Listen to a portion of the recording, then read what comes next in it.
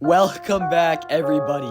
Am I farming for views? Yes, but I also do want to make another one of these terrifying details videos, so yeah, that's why we're here today. And of course, shout out to Gotham Paladin for his video, for this video inspiration. Go check out his top 10 terrifying details in the Arkham games. They're really fun to watch, but other than that, today we'll be doing 10 terrifying details in Batman Arkham City. But other than that, let's get into it. Why not start with one that you beat the game with? So, after beating the game, you can use a cryptographic sequencer, and Scarecrow has 3 messages for you. The first message reads, "I will return, Batman." The second warns, "You will pay for what you have done to me." The third, decoded using the keyword Scarecrow, chillingly states, "Fear will tear Gotham to shreds." A very bone-chilling message to hear after saving an entire city from destruction and obliteration. But yeah, so obviously these messages are foreshadowing the game to come, Arkham Knight of course, and so to hear this after saving Arkham City, to know there's even an arguably larger threat looming around, must have been pretty terrifying to hear. And we'll have to keep Batman on his toes and ready for whatever comes next. I guess maybe not ananymore after Suicide Squad killed the Justice League, but overall great detail by Rockstar. They add this in.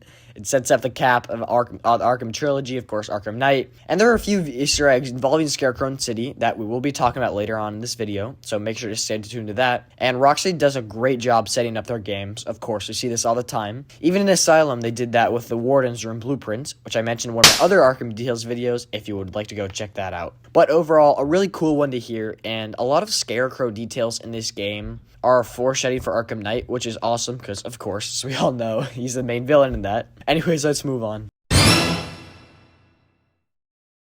So, hopefully, if everyone's played the game, we should know the fate of the most famous Al Ghul, Ra's. Of course, after the big leap from the tower, Ra's impales himself with his sword, leading all of us to presume his demise occurred there. But it's not really, because he survived worse, and of course, Lazarus. But we see him get impaled, and seemingly is dead. But terrifyingly enough, that's just not the case. Because after finishing the game and beating it, going back to the same spot where we originally could see where Ra's was impaled, his body is gone, it's disappeared. And all that's left is a sword still stuck in the ground. So, yes, Ra's is still mysteriously disappearing around Gotham, but what makes this so terrifying is just thinking about what could really stop Ra's. I mean, after all he's been through and gone through, he's still alive, wreaking havoc on Gotham City and Batman. Each time he's taken a dive into the Lazarus Pit, not only does his body change, but his mind is slightly altered each time, wearing away at him. And we can see how corrupted he gets throughout his various appearances. And it was just a cool detail added in by Rocksteady that just further implies the extremities and powers of the Lazarus Pits. And this one's definitely scary to see. I feel like maybe some people who first played it thought it was a glitch, but nah, it's pretty awesome. Anyways, moving on. Now, the next one is definitely a much more known one, but it's still one of the best parts of the trilogy in my opinion. When Batman is fighting the healed Joker just before the events of Protocol 10, using detective vision, will reveal the entity he is fighting has no bones. This, of course, means that Batman was fighting Clayface the entire time, which, if you didn't figure that out earlier in the game, it's a pretty massive detail that you won't know before even later on in this game. But it's one of my favorites in the franchise, how the Joker was able to fake his extreme illness the whole time.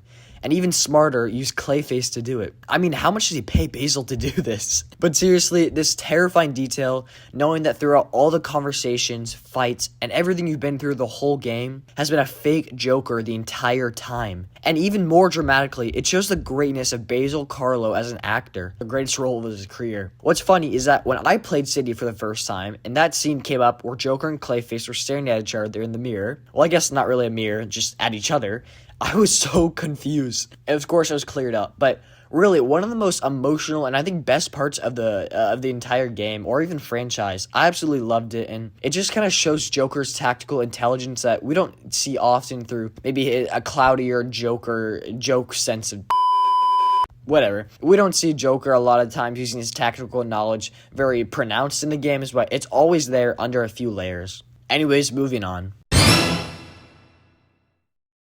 Prometheus is a character who's shown up before on my channel, actually, so numerous times, and he's back. And this one, I'll be honest, I had no idea existed. I guess I just didn't look hard enough, because all over Arkham City, there are newspapers clippings with the handle, criminal couple gunned down, and boy watches parents die. Mentioned previously in his Arkham Asylum bio, Prometheus' criminal parents were killed and he vowed vengeance, like an opposite Batman you could say. If you watch my other video on the Arkham Easter eggs, Arkham Asylum of course, you would know his parents were hippie spree killers, and when the law finally caught up to them, they were shot down right in front of their son, of course Prometheus. He is indeed a terrifying villain because he almost matches Batman in many of his martial arts abilities, as he's honed in his skills down for many years, making him quite a foe to come toe-to-toe with. In my opinion, in many different ways, he's the opposite of Batman. He fights for revenge and holds many evil attributes. I do really wish we could see more of Prometheus' character in the Arkham series. In my opinion, he'd definitely fit in them, that's for sure. But I think setting-wise, it would have to be more of an Azrael type of villain or character or anti-villain, because in my opinion, wouldn't be a great main villain to be fighting the whole entire game, due to him not really needing a gang, his strive for vengeance, and his soloist sets of ideals. But again, as more of an Azrael type of antagonist, I do think he would fit that role really well, or maybe even a Deathstroke-esque role. Just not who he fought in the Arkham Knight. Okay, this is editing Arkham Boss here. I was just searching for pictures to add into this for Deathstroke's boss battle. What the f*** are we looking at, guys? What are we doing? Because, that wasn't too great.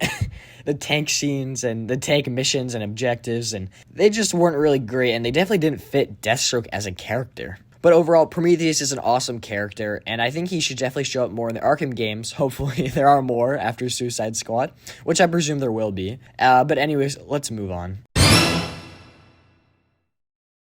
I want to talk about, again, maybe a bigger one that most of you know, but definitely is the definition of a scary Arkham experience. Scarecrow's hidden base, lair, whatever you want to call it. If you head to this boat in the Industrial District, you can then enter into this. Yeah, so not super inviting right off the bat.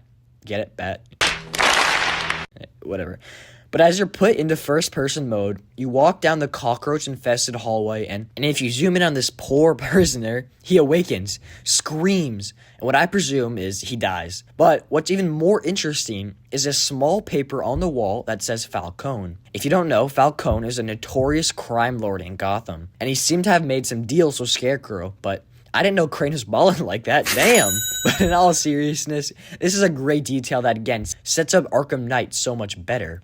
And like I said earlier, there's so much Scarecrow lore and like stuff like that in this game that sets up the next game, so it's really cool. Now this one is definitely not one that I know a lot of you found, or unless you just watch some other Arkham videos, because it took me a while to find it. Anyways, using the cryptographic sequencer will show a radio tune you can listen to. And it's pretty much just a cop reporting on a shooting that's taking place in the Arkham City, with none other than a ventriloquist, aka Arnold Wesker, who we barely got to see in the Arkham series. I'll play the clip, then talk some more about it. Dispatch.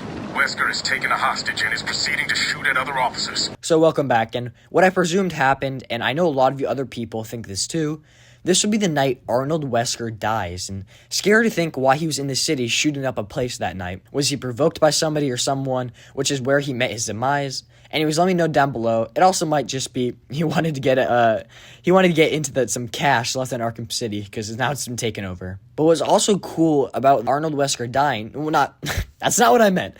It's not cool that he died, but what I'm saying is, after Arnold Wesker dies, and many canon renditions of him, he's taken over by Peyton Riley, or the ventriloquist role is. And so this may be the night Wesker dies, and then on, Peyton Riley is a new ventriloquist, which would be really awesome, and just, again, shows Rocksteady's paying attention to details. So that'd be awesome, maybe to see him in a future game after Suicide Squad, so it'd be pretty cool to see him. He'd be definitely a great faction member, or a mob boss, whatever. I really like his character. He's so mentally unstable that he just fits the atmosphere of the Arkham games.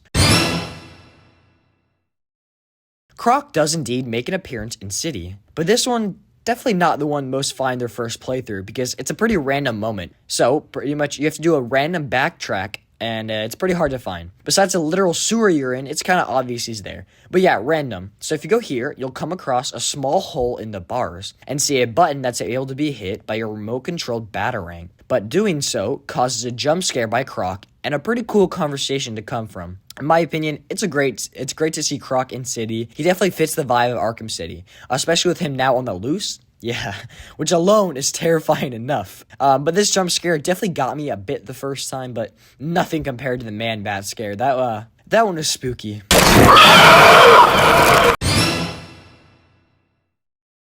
Now, of course, you can't have a Batman game without Bruce Wayne's backstory. And in City, this is expanded upon with the actual chalk outlines of his parents' dead bodies. But this alone is not the scariest part. It's the tape Hugo Strange left behind right next to the chalk outlines of Martha and Thomas Wayne. So, in Park Row, in the alley behind the Monarch Theater, we can find their chalk outlines and a tape put there by Hugo Strange. Now, what he put on the tape was this: "It will end where it all began."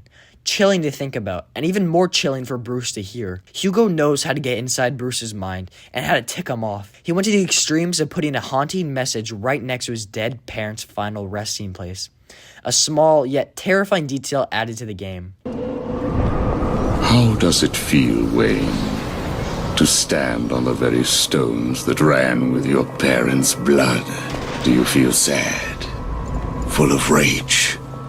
Or does that outfit help bury your feelings, hiding your true self? Oh, you are a truly extraordinary specimen. I look forward to breaking you.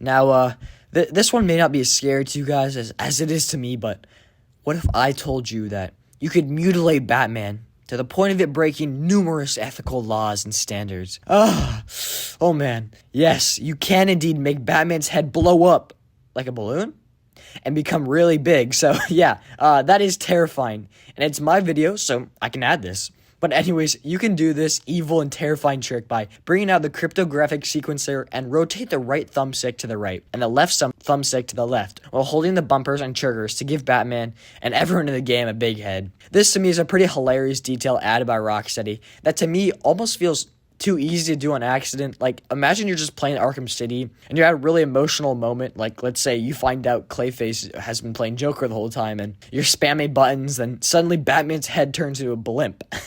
I 100% would believe that Batman's on some fear gas. But it's just a cool detail to add, and I want to try it out. I actually haven't yet, so yeah. And quickly, I do want to shout out the Arkham fandom page. That's how I get most of my Easter eggs for this video specifically. It's awesome. It has all the details you could ever want on Arkham, so make sure to go check it out.